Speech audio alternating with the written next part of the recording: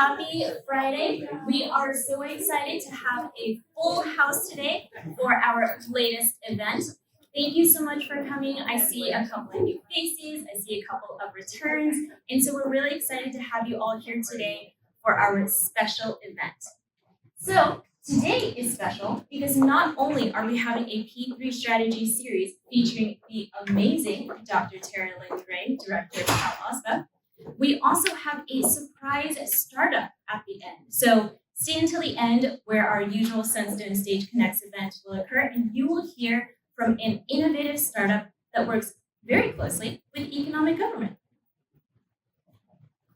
So before we begin, at the beginning, we're going to have a featured presentation and a fireside chat with Dr. Lynn Gray here. She will be sharing her insights into how government supports small businesses. As you may know, CalOSBA is a big deal when it comes to local government, and you may or may not know that programs that are government-backed, like Accelerate CA or SSBCI, can be a huge boon in funding small businesses and entrepreneurs. There will be a Q&A, so don't worry, you'll get a chance to ask her all sorts of questions. And then afterwards, we will have Sophia from Blue Dot Startup come up and present. You will also get a chance to ask her some questions yourself about all things entrepreneurship. And stick till the end because we will have networking, there's snacks in the back, drinks, and of course, coffee. Before we kick things off, sharing a little bit about Sunstone Cities. So for those of you who may not be familiar, Sunstone Cities is the economic development arm of Sunstone. So basically, what does that mean? Well, Sunstone does a lot of public-private partnerships. Basically, we want to show you, and I hope you get to take this away from today's event, we get to show you what public sectors and private sectors get to do together to support the community. Sunstone Cities, specifically, can work with economic development consulting, staff augmentation, and public infrastructure financing solutions. So if you are a small business owner, or if you are a government representative, Sunstone Cities can help you identify various capital ways to move your programs forward. And here is our QR code of all sorts of fun stuff. So we basically hold these P3 Strategy Series events twice a month. We have all sorts of exciting news, updates, and goings on. So go ahead and scan the QR code to stay updated on our newsletter, all of our events, and all of our fun stuff. We urge you to connect with us. I have Jairo here from Sunstone Cities up the front if you want to ask him any questions. And I believe many of you have met Ryan on the way to check-in. So you can have a free introductory call with them to answer all your questions about Sunstone Cities. Without further ado, allow me to welcome the amazing Dr. Lynn Gray, Director of CalOSBA.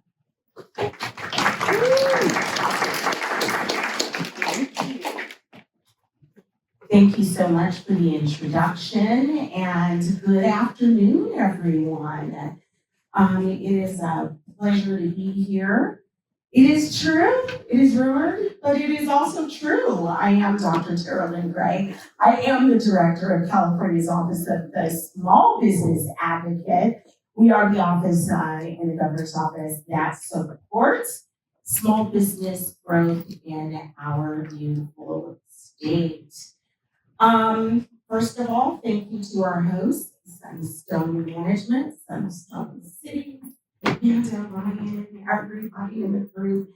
Thank you so much for having us here today. I know today's topic and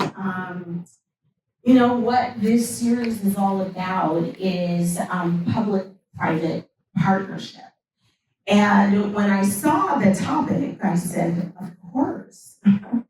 Because that's what we do in CalOSBA. We know public-private partnership firsthand. And frankly, it is how and through those partnerships that we are able to serve and support California's 4.3 million small businesses. We are in the business of making small business owners' dreams come true. And so I want to start really by talking about the three pillars that encapsulate our vision and our mission at CalOSBA. We call them the 3Ds, and the first is to democratize access to capital. I think that's something that Sunstone is working on. Diversifying the innovation economy. And third is driving economic mobility through entrepreneurship. So the first one in democratizing access to capital is really about making sure that small business owners have access to capital, but not just any capital, the right sized capital for their type of business. Second, diversifying the innovation economy is about making sure that founders of innovation companies have access to resources, both capital and other resources, to grow their innovation companies. It is also about making sure that the innovation narrative at the state level and the communities across the state is not limited to a narrative that embraces hardware and software. Not that there's anything wrong with that. Both of those have changed all of our lives in the last couple of decades, but making sure that there is diversity of sectors, making sure that we lift up manufacturing. California has the most manufacturing jobs, right? That's something that people don't often talk about. So we want to diversify that innovation sector so that we are representative of multiple industries. And then lastly, driving economic mobility is really about making sure that people can take care of their families and build generational wealth through entrepreneurship. There's some facts that we know about entrepreneurship. We know that in immigrant communities, there is a high likelihood of entrepreneurship. And we also know in those communities that business owners build wealth faster and more of it through business ownership than their counterparts that do not own businesses. So we seek to support that. And all of that comes together really to create a California economy that works for all. So you've heard recently, no doubt, that we are now the fourth largest economy in the world. And that's a big deal. But what makes me proudest about that is that we have built our strength on our diversity. And so as we think about who we are as a state, what we do, how we basically created the startup economy here, it is something to very much so be proud of. And when I talk about celebrating our diversity, I'm talking not only about people. When we talk about diversity, people most of the time jump to race and gender. But in California, we have diversity in landscapes, we have diversity in terms of population centers, we have our metro centers, and we also have rural areas that need to be considered as competitive for opportunities and resources. And so I just think that there is an opportunity to move outside of the traditional considerations of diversity and to embrace all of California. I want to talk a little bit about our programs for a minute. I want to talk about our technical assistance program before we go into the deep dive on a few specific ones.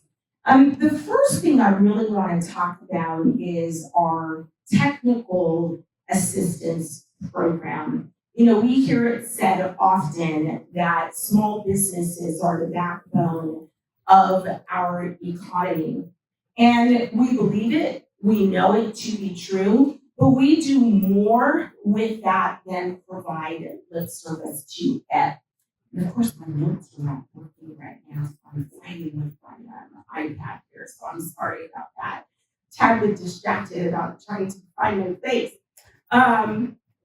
We have some updated data from Small Business Administration that really underscores the importance of small businesses to our state's economy. You heard me say just a minute ago that we have 4.3 million small businesses. Big deal. That number's up from 4.2 million last year. So we have more starts here in California, and that number is larger than it's ever been. That's 12% of the national small business total. So we have the most here in the United States. We also have 1.5 million women-owned small businesses. Small businesses account for 7.6 million jobs. That's 47.4% of all jobs, but over 99% of new jobs in the most recent reporting period. That's a big deal. Can I hear somebody say, that's a big deal? That's a big deal. Okay, thank you. I know you guys are with me now. All right, I have been saying for 4 years that small businesses account for 2/3 of all net new jobs. So for that number in this past reporting period to jump from 2/3 to 99%, that is a 33% jump. That's representative of something. Anybody guess what that is? Oh, well, I'm sure that has something to do with it. Yes. Yes. It's representative of the layoffs, right, from larger companies. And pretty amazing when you think about 99% of those new jobs coming from small businesses, and you look at the characteristics of our small businesses, right? That the vast majority of them have less than 20 employees. That's quite literally our small businesses carrying the economy on their back, right? We just, in honor of that and the outsized opportunity that we think we have with small businesses, we just renamed our Small Business Technical Assistance Network to SCALE. That's SCALE, stands for Success, Capital Access, Leadership for Entrepreneurs. Now, we're kind of proud of ourselves because we got a one-word short acronym for a government program name. That's kind of a big deal too, but even bigger, it is representative of the outsized opportunity that we think we have in the economy and why all of you guys spent your afternoon coming out here to talk about small business. Right? If we could get those small businesses that are employing on average, how many? 20. All right. Somebody's paying attention. If we could get how many? 4.3 million small businesses in the state now, right? If we could get 25%, how many is that? 25% of 4 million. Okay, let's round it down to 1 million.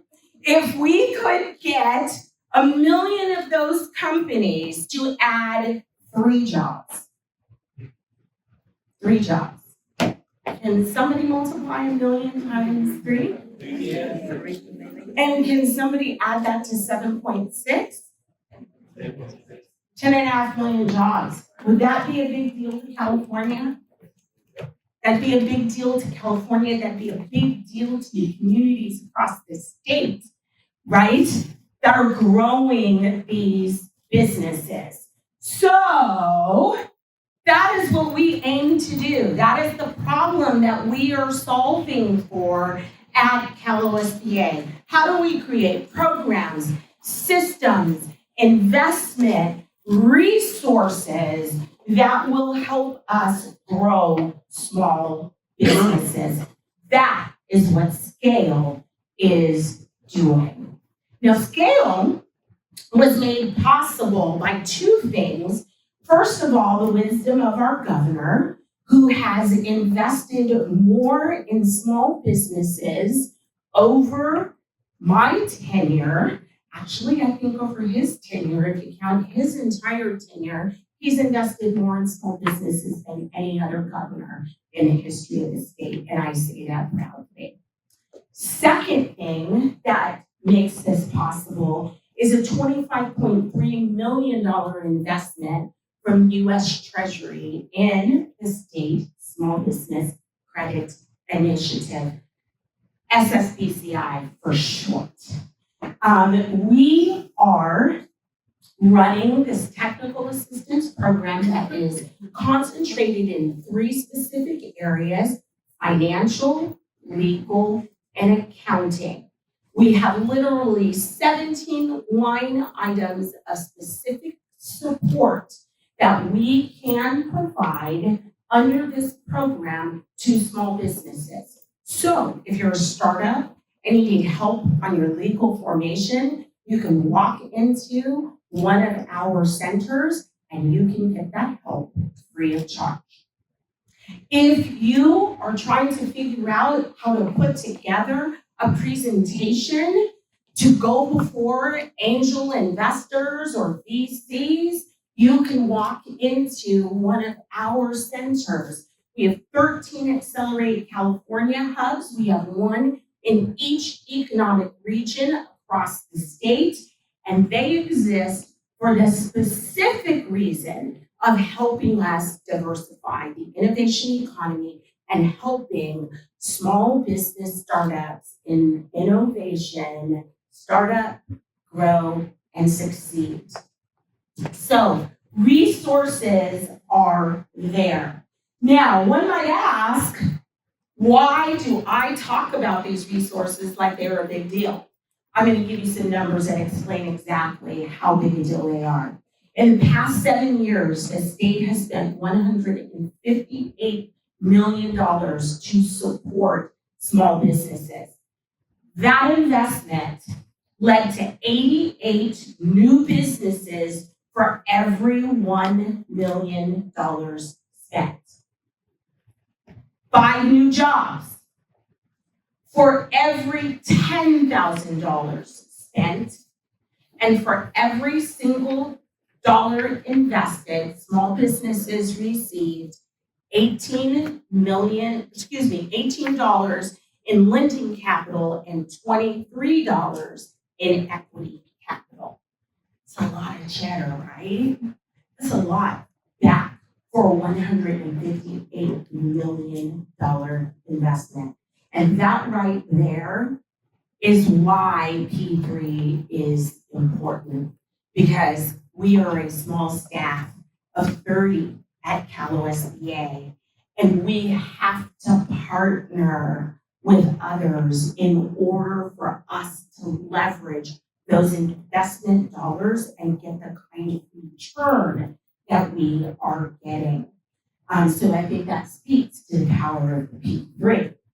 I want to talk also really quickly about AB 2019, another bill signed into law by Governor Newsom. As we think about accessing capital, I always say one of the easiest ways to grow a business is to grow it organically, grow it through sales, right? If you have an internet startup, you are trying to grow your startup through sales on the internet. If you have a physical business that's providing services, best way to grow that business is to get contracts for those services, right? Well, who buys the most in California? The state of California, right? So it makes sense that we have to have on-ramps for our small businesses into state contracting. And that's what AB 2019 is designed to do. What the legislation says is that 25% of the opportunities for state contracting must go to small businesses, 25%. Anybody know how much the state's infrastructure investment was? $180 billion. I need a mathematician here. This is really complicated math. All right, $180 billion divided by 4, because that would be representative 25%. Somebody give me a number. 45 billion. Okay. Can we work with that? That's the small business piece. Anybody with me? Okay. If we were in church, I'd say, can somebody give me an amen? But we're not there, so. So that is the opportunity for our small businesses, and that's just infrastructure. Okay, that's one set of opportunities. Okay, so I'm just trying to paint a picture here for you guys that the partnerships, the capital, the innovation opportunities, that's what makes California strong. We really are the land of opportunity. And so, how much time do I have left? How am I doing on time? Am I good? Okay, all right. So I want to talk for a minute about accessing capital. We partner with Small Business Administration, we partner with iBank, we partner with the State Treasurer's Office, we partner with Community Development Financial Institutions, CDFIs, what we call them for short, and all of them, through their programs, help our small businesses get favorable terms and rates on their loans. And we are working to add more services in support of those. The SSBCI dollars have broadened our opportunity there. So everybody heard we got a lot of money for SSBCI, but most people don't understand how that works. It is a two-part program. I talked a minute ago about scale.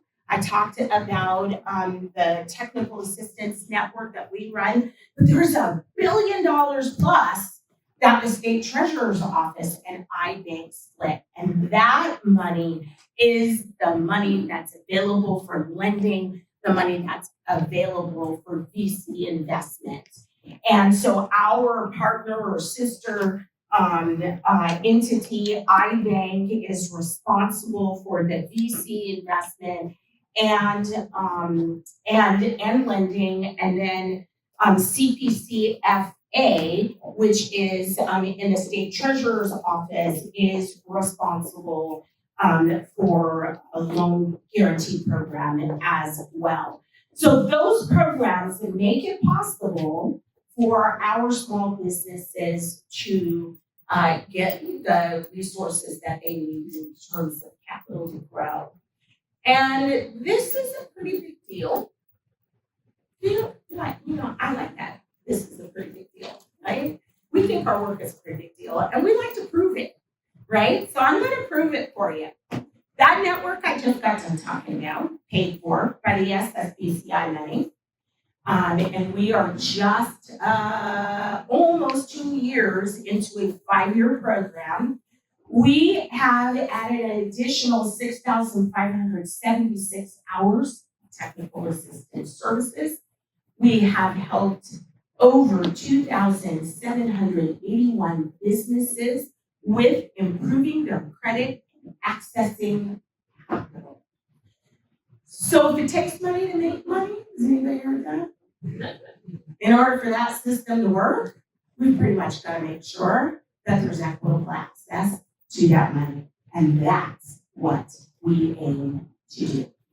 So I think I'm gonna stop here. I'm gonna close with the idea that California has a secret sauce.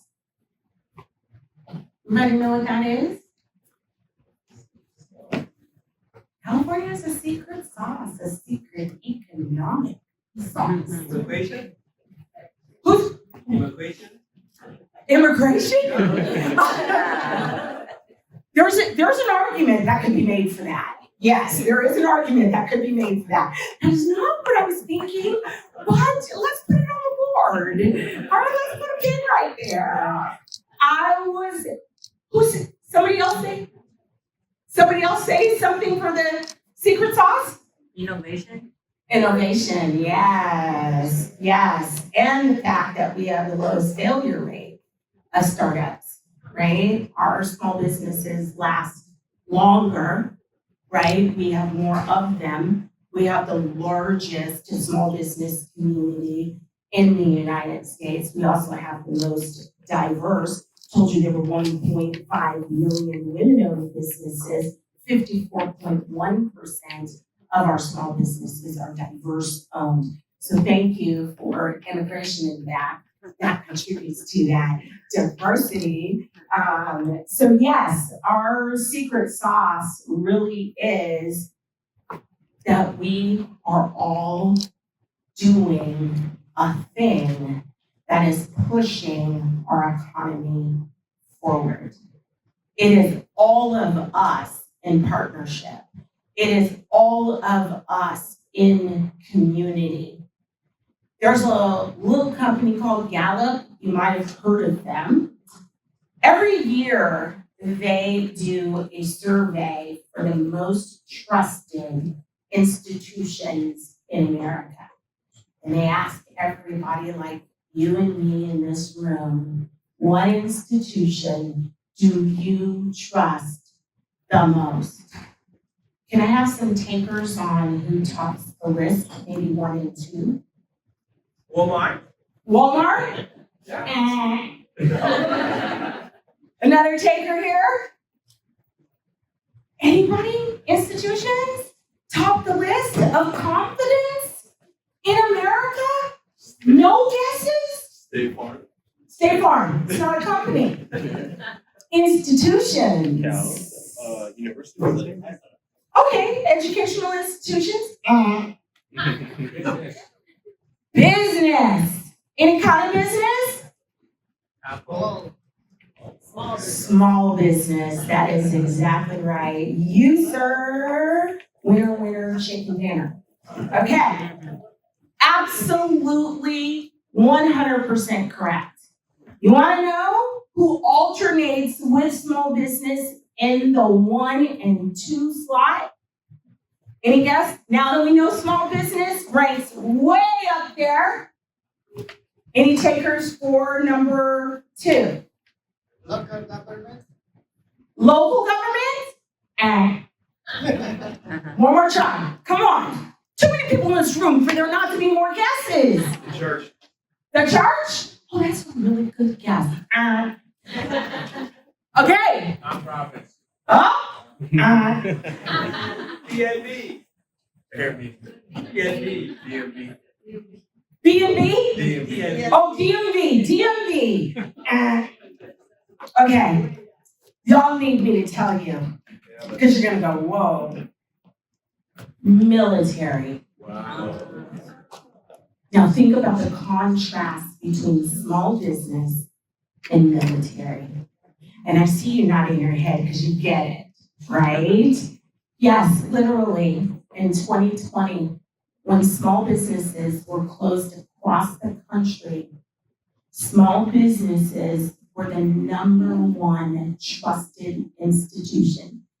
And Gallup's been doing this little survey since the 70s. And small business and the military alternate. So what that says to me is that what we learned in recent times, where our small businesses, which I call community institutions, were closed in many communities, we realized that they were really the third and the fourth space. They're the place where life happens, right? So last time you had an anniversary celebration, a graduation, a marriage, that didn't happen in another space. Your favorite restaurant, right?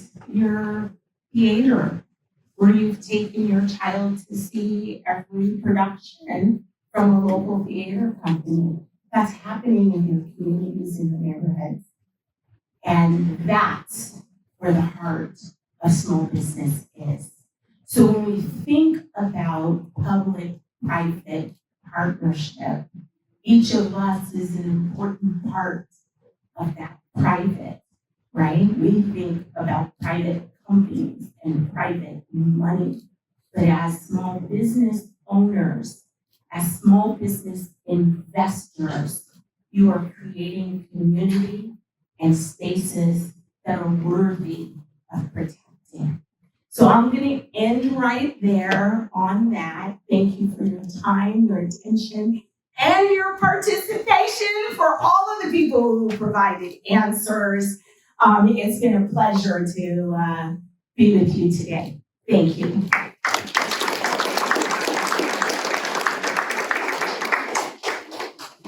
Thank you so much. You can really hear the passion that is behind Dr. Gray's work here. And I love that. People actually put action behind their words. That means a lot. And for our next section, let's introduce Jairo Sandoval from Sunstone Cities and Dr. Gray back to the stage for our fireside chat.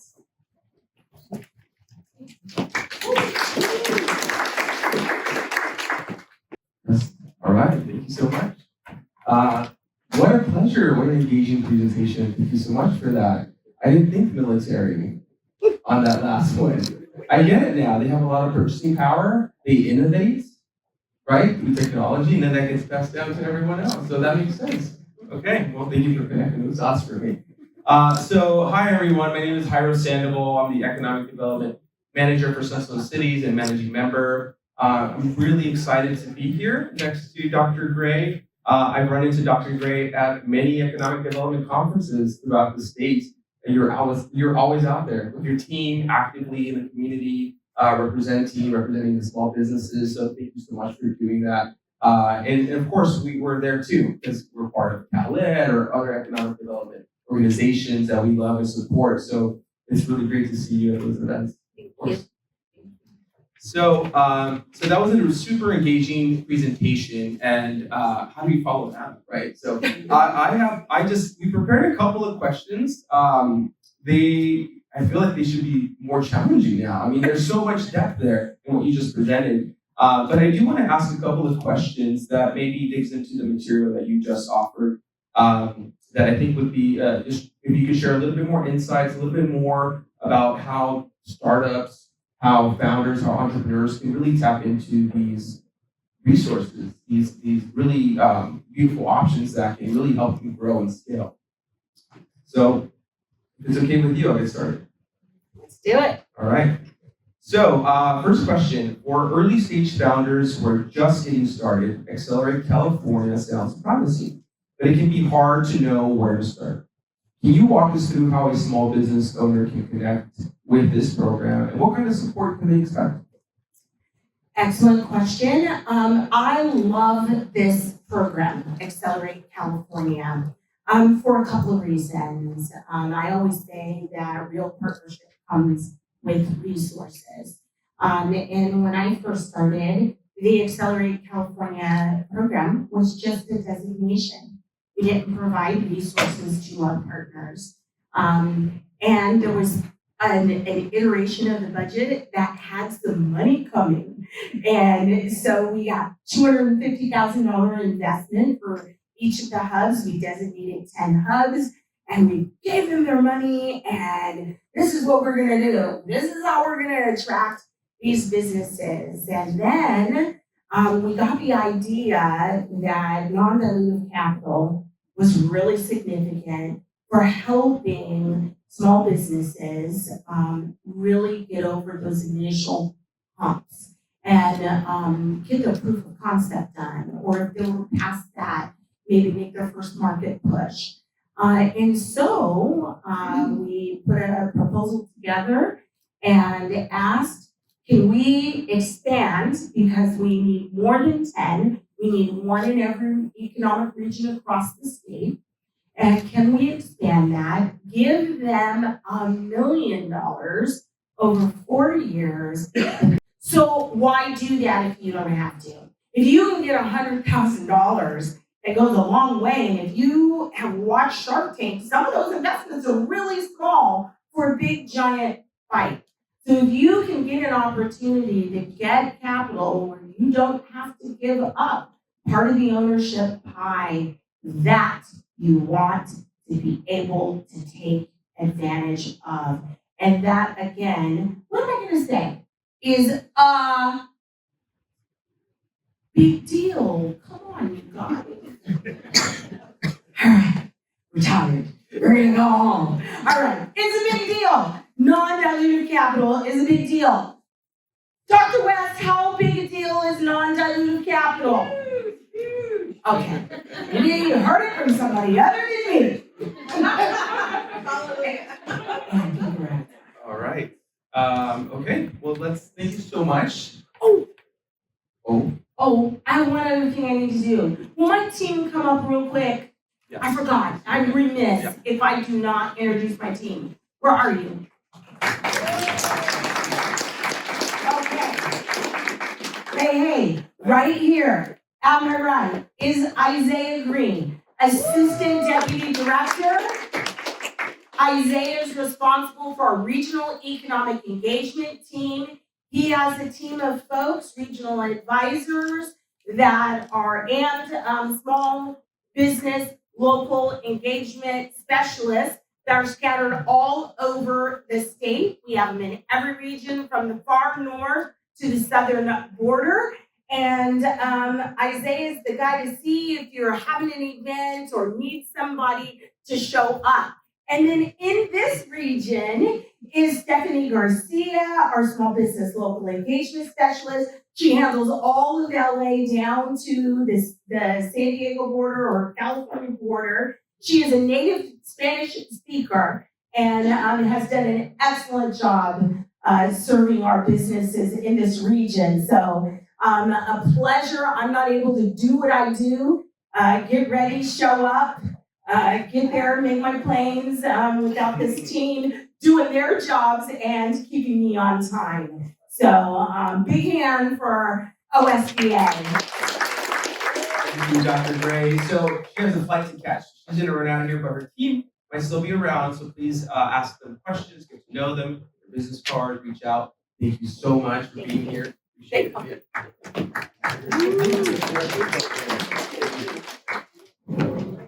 All right, thank you so much. That was super informative. We had some amazing questions.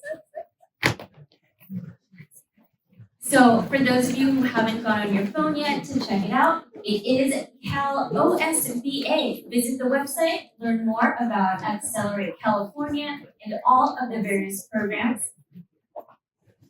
And remember that there are also federally backed initiatives, just like the State Small Business Credit Initiative, SSBCI, which can also help small businesses.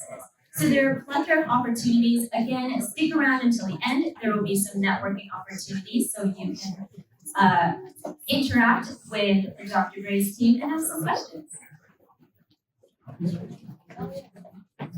A little bit of housekeeping before we move on to the second portion of today's event. So as a reminder, we do hold these P3 Strategy Series events a couple of times a month. And so our next one will be on August 29th. For those of you who don't know, August 29th, we are going to have Vivian Shibayama. She is not only the chair of the Long Beach Accelerator Board, she also was formerly the executive director of the Goldman Sachs 10,000 Small Business Programs, Southern California region. And she's also the co-chair of the 2028 Olympics. So Stick around for August 29th and go ahead and scan the QR code so you can sign up for the event and be the first to hear about the surprise Long Beach Accelerator startups who will also be presenting. Without further ado, I am going to be very happy to introduce my colleague Jasmine Zhang, who will talk about the next section of Sunstone Stage Connects. Thank you.